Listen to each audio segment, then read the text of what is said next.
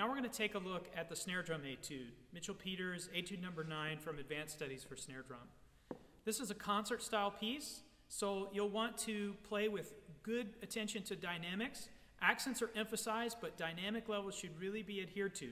Careful not to overplay the forte dynamic. All rolls are buzz strokes, so regardless of the number of slashes, etc., they're all going to be buzz rolls. So for instance, at measure 37 and 38, even though those have 2 slashes, they're still buzz rolls. Make sure you're differentiating between the type of accents. There's a housetop accent and a regular accent. So the housetop accent should just be a little more emphasized, a little heavier than the regular accent. I often, or sometimes, several times in the piece, will put the housetop accents a little bit closer to the center. That helps to differentiate them sonically, acoustically, as well as with a little more force. So you could try that, see if that helps you. All right, a couple of key moments in the piece. Measure 29. These are lifted rolls. So how I accomplish that, there's space in between.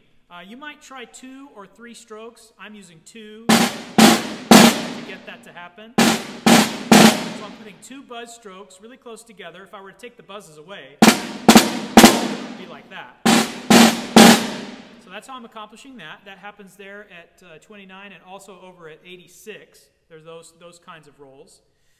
The rolls at 37 and 38, which I played a second ago, articulation is really important. You want to make sure that you're articulating the note at the end of these rolls. So you should hear those 16th notes.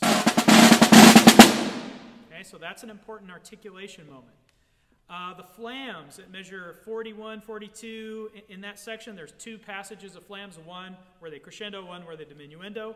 Make sure that you're not lifting for the grace note of your flams, that you're keeping your grace notes low.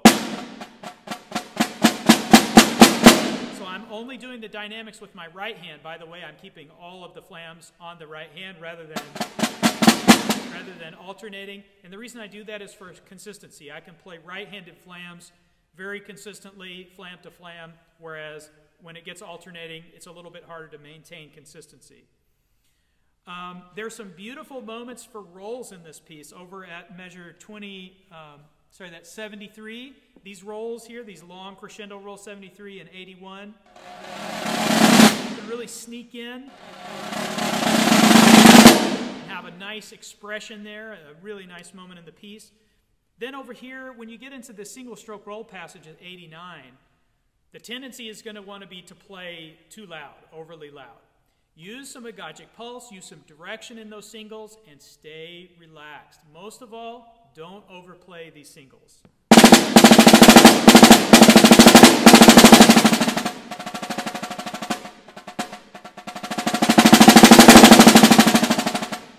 Try to stay relaxed as you play that. What helps me is to feel the 8th note subdivision in there. Also, one last tip for you. When you play soft, there's a couple of moments, 53 and 54 here. Boy, that's a tricky part. Here's how I work on that. I open up the angle of my hands and let my arms do a little bit more of the work. That kind of takes out the fast twitch muscles here and kind of solidifies that soft playing, giving it a little bit more presence. Overall, I think this is a challenging and fun etude to play. I hope that it challenges you to improve your technique on snare drum and your musicianship. Have fun and good luck.